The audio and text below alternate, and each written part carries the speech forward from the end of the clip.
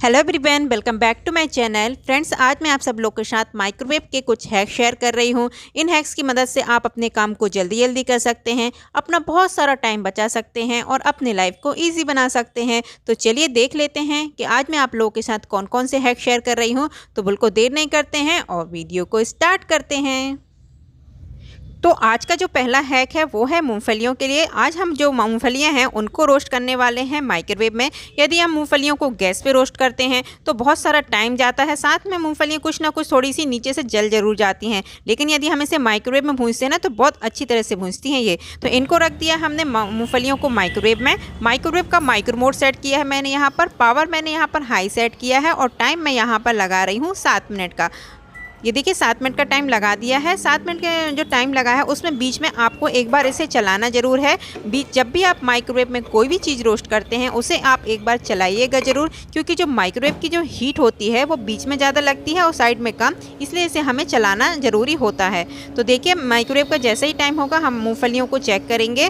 तो मूँगफलियों को चेक कैसे करेंगे कि किस तरह से वो पता चल जाए कि मूँगफलियाँ अच्छी तरह से रोस्ट हो गई हैं, तो वो मैं आप लोग को आगे बताऊँगी किस तरह से आप इसे चेक कर सकते हैं। ये देखिए 8 मिनट के बाद मैंने मूंगफलियों को चेक किया और इनका इस तरह से छिलका उतारा। तो यदि वो इस तरह से छिलके इसकी मूंगफलियों से हट जाते हैं ना तो हमारी समझ लीजिएगा हमारी जो मूंगफलियां हैं वो रोस्ट हो चुकी हैं। और यहाँ ध्यान रखिएगा मैंने यहाँ पर आधा किलो मूंगफलियां ली हैं, इसलिए मुझे 8 मिनट का टाइम लगा। यदि आप कम मूंगफलियां लेते हैं तो आपको कम टाइम लगेगा। तो चलिए अब चलते हैं दूसरे हैक की तरफ। तो दूसरा हैक है ये मखानों के लिए। तो इन मखानों को भी हम माइक्रोवेव में रोस्ट करेंगे। तो इनको भी यदि हम गैस पे जब भी रोस्ट करते हैं ना तो थोड़े से नीचे से थोड़े से काले हो जाते हैं, लेकिन यदि हम माइक्रोवेव में रोस्ट करते हैं तो अच्छे से हो जाते हैं। तो यहाँ पर इनको भी मैंने माइक्रोवेव में के जो माइक्रो मोड है उसमें रखा है, पावर हाई रखा है और टाइम मैंने 5 मिनट का सेट किया है। इनको भी आपको 5 मिनट के अंदर जो बीच में होता है ना, 5 मिनट के बीच में कभी भी 2 से 2.5 मिनट के बीच में आपको इसे एक बार चलाना ज़रूरी है। क्यों चलाना है वो मैंने पहले भी बता दिया है कि जो हीटिंग होती है वो बीच में होती है और साइड में कम होती है।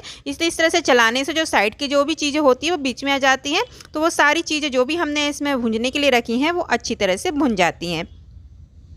तो जैसे ही टाइम होगा हम निकालेंगे। इनको भी हम आपको बताएंगे किस तरह से आप इन्हें चेक करेंगे कि आपकी जो मखाने हैं वो बहुत अच्छी तरह से रोस्ट हो चुके हैं या नहीं। तो ये देखिए माइक्रोवेव का जो टाइम है वो पूरा हो चुका है। तो चलिए निकाल लेते हैं अपने मखानों को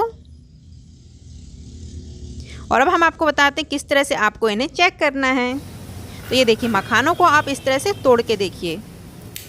ये देखिए इस तरह से बहुत अच्छी तरह से जब ये टूट जा सके ना तो इससे समझ लीजिएगा आपके मखाने बहुत अच्छी तरह से रोस्ट हो चुके हैं। तो मैं एक बार फिर से आपको तोड़ के दिखा देती हूँ और आप इसका साउंड भी देखिए कितनी अच्छी तरह से ये रोस्ट हुए हैं। ये देखिए। तो चलिए हमारे मखाने तो रोस्ट हो चुके हैं और चलते हैं अब हम नेक्स्ट हैक की तरफ। तो देख लेते हैं हम नेक्स्ट मैंने आप लोग के लिए कौन सा हैक लेकर आई हूँ।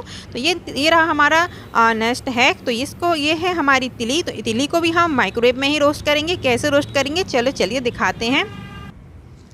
तिली को रख दिया है मैंने माइक्रोवेव में। अब यहाँ पर मैं माइक्रोवेव का जो माइक्रो मोड है वो सेट कर रही हूँ। पावर मैंने हाई रखा है और टाइम मैं यहाँ पर लगा रही हूँ 7 मिनट का। 7 मिनट के बीच में आपको तिली को एक से 2 बार जरूर चलाना है, इससे वो अच्छी तरह से रोस्ट होती है, जलती बिल्कुल भी नहीं है। तो इस तरह से हमारा जो फटाफट है ना वो काम हो जाते हैं, क्योंकि हमने तिली को रोस्ट करने रख दिया और इसके बीच में हम अदर कोई काम भी कर सकते हैं, क्योंकि इसे हमें बार बार चलाना नहीं रहता। बस 1 से 2 बार इस तरह से आपको चलाना है और बस आपका काम हो जाएगा। तो यहाँ पर मैंने चला दिया है तिली को इस तरह से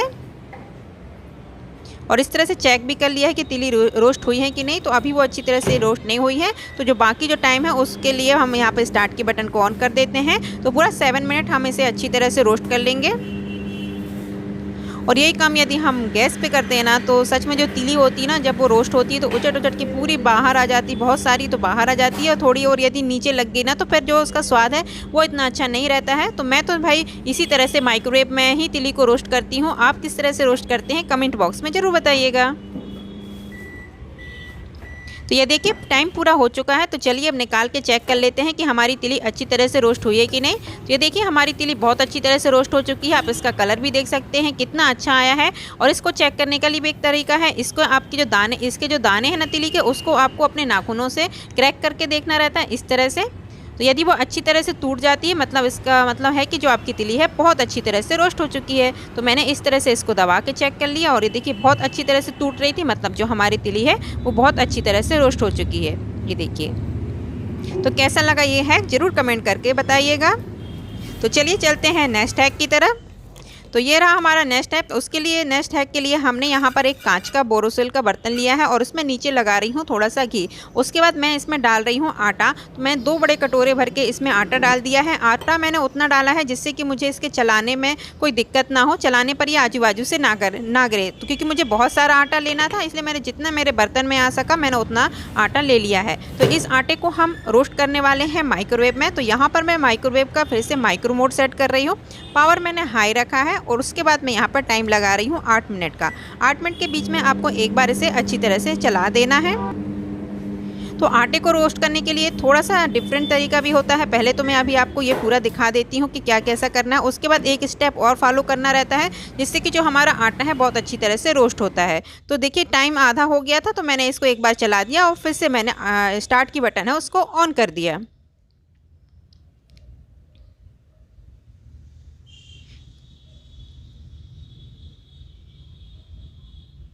तो अभी जो हमारा आटा है बहुत अच्छी तरह से भुंज रहा है। आप देखिए अंदर कितनी अच्छी तरह से वो प्लेट भी घूम रही है और उसकी खुशबू होती है ना आटे की, पूरे घर में मेरे खुशबूदार हो गया है। इतना अच्छा खुशबू आ रही है आटे की।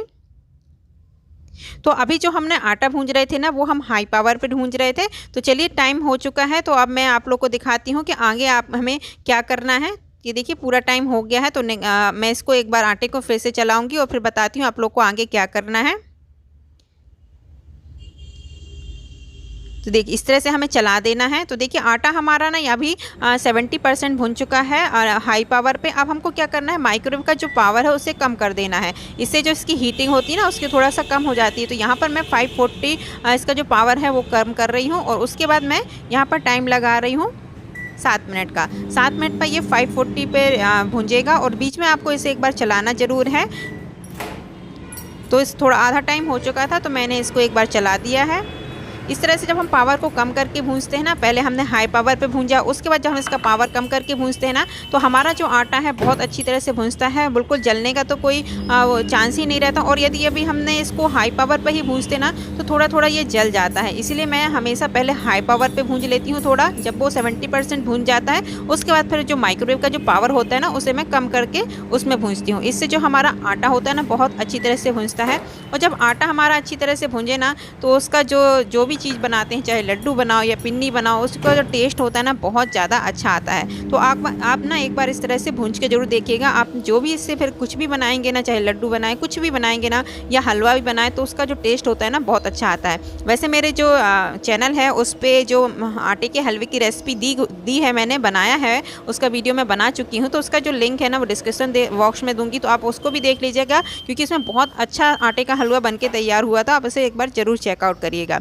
यहाँ देखिए टाइम पूरा हो चुका है और हमारा जो आटा है भुन चुका है। और अब मैं आपको आटे को दिखाती हूँ। ये देखिए ऐसा लगता है ना कि जैसे हमने गैस पे इसे 1.5-2 घंटे बिल्कुल धीमे धीमे आंच पे भूंजा है, पर ऐसा नहीं। हमने तो इसे माइक्रोवेव में कितनी फटाफट भूंज लिया है। और आप इसका कलर देखिए, कहीं से भी जला नहीं है और बहुत ही अच्छा और प्यारा कलर आया है। और इसकी खुशबू सच में बहुत अच्छी आ रही है। और हमने बहुत कम ही घी डाला। देखिए हमने सिर्फ आधा चम्मच घी नीचे लगाया था और हमारा आटा भुन गया। और यही काम यदि हम गैस पे करना रहता है ना तो आटे भूनने में काफ़ी सारा घी लगता है। तो बस आज के हैक मेरे यहीं तक थे। हैक्स कैसे लगे कमेंट करके ज़रूर बताइएगा।